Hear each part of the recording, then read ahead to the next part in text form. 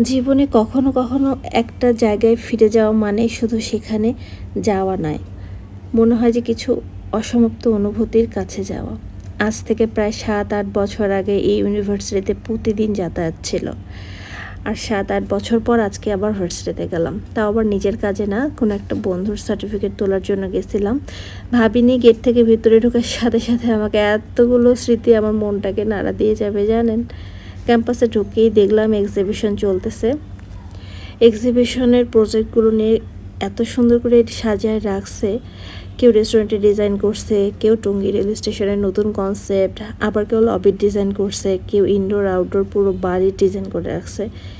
এসব কিছু না শুধু একটা ডিজাইন না, কারো স্বপ্ন, কারো অদম্য ভবিষ্যৎ গড়ার এক চেষ্টা।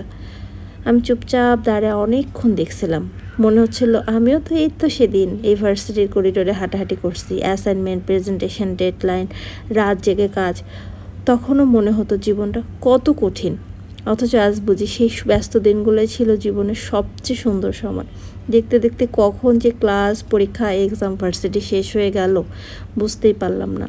এই ক্লাস শেষ হয়ে যাওয়া, হুড়মুড় করে বন্ধুদের সাথে চায়ের দোকানে গিয়ে চা খেয়ে রিফ্রেশ হওয়া, গল্প, আড্ডা, স্যারদের নামে কত কিছু বলা, কবে যে শেষ হয়ে গেল বুঝলাম না। এই 7-8 বছর পর আবার ফ্রেন্ডের সাথে দেখা, তাও সব ফ্রেন্ডরা আসেনি, যেহেতু কাজে ব্যস্ত যে যার মতো।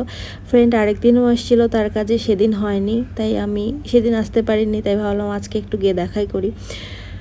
তো দেখা হওয়ার সাথে সাথে এত গল্প শুরু হলো, মনে হচ্ছে সময় যেন কোথাও থেমেছিল না, কোনো অস্বস্তি না, কোনো দূরত্ব, শুধু আগের মতোই হাসি, গল্প, ঠাট্টা। আর যারা আসতে পারেনি তাদের সাথে কথা বলা, এক এক করে ফোন দেয়া। সবাই বলতেছে ইস মিস করে গেলাম, ইস মিস করে গেলাম, ব্যস্ততা তো। তারপর আমরা লাঞ্চ করিনি, তো আশেপাশে ঘোরার পর আমরা লাঞ্চ করছি। আর এক সময় ক্লাসে দেরি হওয়াটাই ছিল সবচেয়ে বড় চিন্তা।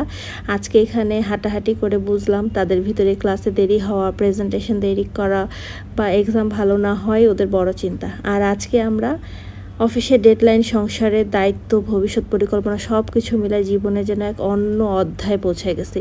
তবুও ক্যাম্পাসে ফিরে এসে বুঝলাম যে কিছু কিছু জায়গা কখনো বদলায় না, শুধু আমরাই বদলায় যাই। আজ যারা এই করিডোরে হেঁটে বেড়াচ্ছ তোমরা, যারা আমার ভিডিও দেখো, ভার্সিটিতে পড়ো, তারা তোমরা এখনও বুঝতে পারছো না এই মুহূর্তগুলো একদিন তোমাদের সবচেয়ে প্রিয় স্মৃতি হয়ে থাকবে। তাই তোমরা প্রতিটা ক্লাস, প্রতিটা আড্ডা, প্রতিটা ছবি, প্রতিটা চায়ের কাপের গল্প, হাসিকে যত্ন করে রেখে দিও, কারণ আমরা সবাই স্মৃতিতেই বেঁচে থাকি। আর আজ সেই স্মৃতিগুলোকে আবার ছুঁয়ে দেখে শুধু একটা কথাই মনে পড়লো, ভার্সিটির লাইফটা শেষ হয়ে গেছে, কিন্তু ইউনিভার্সিটির অনুভূতিগুলো কখনো কোনো দিন কোনোভাবেই শেষ হওয়া সম্ভব না। আজকে সেই গল্পই থামতেছিল না, মনে হচ্ছে আমরা সেই ছোট হয়ে